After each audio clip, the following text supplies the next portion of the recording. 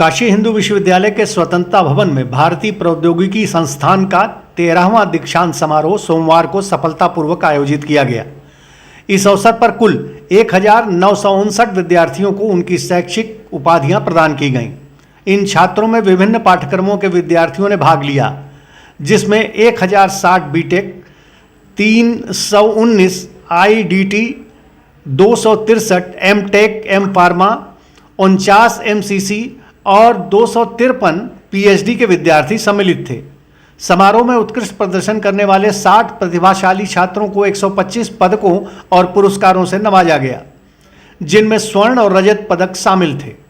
Electrical engineering की छात्रा भाव्या मल्होत्रा ने असाधारण नेतृत्व और संगठनात्मक कौशल के लिए डायरेक्टर्स स्वर्ण पदक सहित कुल 12 स्वर्ण पदक, 1 रजत पदक और 3 अन्य पुरस्कार प्राप्त किए। इसी प्रकार केमिकल इंजीनियरिंग के आदित्य कुमार नायक को शैक्षिक उत्कृष्टता के लिए प्रेसिडेंट्स स्वर्ण पदक सहित 7 स्वर्ण पदक और 2 अन्य पुरस्कारों से सम्मानित किया गया।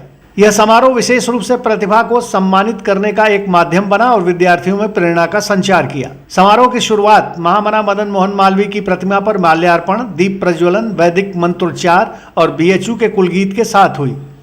उद्घाटन समारोह का संचालन बोर्ड ऑफ गवर्नर्स के अध्यक्ष पद्मश्री डॉक्टर कोटा हरिनारायण ने किया। इसके बाद संस्थान के निदेशक प्रोफेसर अमित पात्रा ने पिछले वर्ष की उपलब्धियों और प्रगति पर एक संक्षिप्त रिपोर्ट प्रस्तुत की। केंद्रीय शिक्षा मंत्री धर्मेंद्र प्रधान समारोह के मुख्य अतिथि के रूप में उपस्थित थे और उन्होंने सभी मेधावी छात्रों को पदक और पुरस्कार प्रदान किए। अपने संबोधन में उन्होंने युवा छात्रों से कहा कि उन्हें केवल नौकरी चाहने वाले नहीं बनना चाहिए, बल्कि नौकरी के अवसर पैदा करने वाले बनने की दिशा में काम करना चाहिए। उन्होंने इसे भारत के भविष्य के लिए आवश्यक बताया। धर्मेंद्र प्रधान ने जोर दिया कि भारत की प्रगति को सुनिश्चित करने के लिए नवाचार और उद्यमिता अत्यंत महत्वपूर्ण है। उन्होंने कहा कि आने वाले 25 वर्षों में भारत अमृत काल में प्रवेश करेगा और यह समय विश्व में देश की अर्थव्यवस्था को शीर्ष पर ले जाने का होगा। दीक्षांत समारोह में आईआईटी बीएचयू के 8 पूर्व छात्रों को विशिष्ट एलुमिना पुरस्कार 2024 से सम्मानित किया गया। नई भारत की, आजाद भारत की, स्वतंत्र भारत की व्यवस्थाएं कैसे होगी, महामना ने एक अनोखा यज्ञ शुरू किया और आप सब लोग आज तक पिछले लगभग 1 सदी से ऊपर आप लोग जो यज्ञ चल रहा है, राष्ट्रीय यज्ञ चल रहा है, आप उसकी अमृत होकर आज भी निकल रहे हो, आप सौभाग्यशाली हैं। यहाँ लाल बहादुर शास्त्री विद्यार्थी के नाम के रहे। इस शहर में रानी लक्ष्मीबाई, बिरजू महाराज जी, पंडित रविशंकर जी, गोस्वामी तुलसीदास, संत कबीरदास, मुंशी प्रेमचंद, संत रविदास, आप उनमें से कतई कम नहीं हो। ये मन में सब समय में आपका याद रहे। शायद आज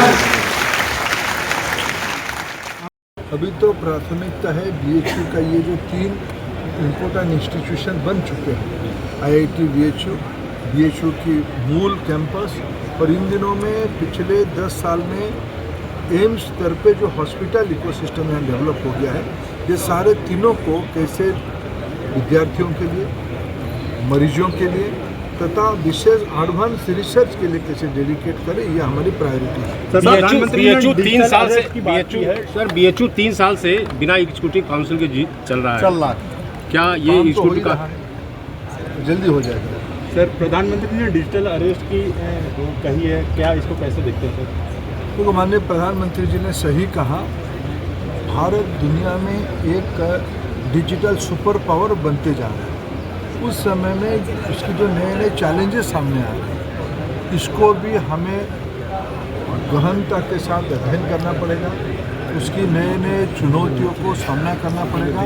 प्रधानमंत्री जी की उस आह्वान देश की डिजिटल वर्ल्ड से जुड़े हुए लोगों को सोचने के लिए एक नया रास्ता बता रही है।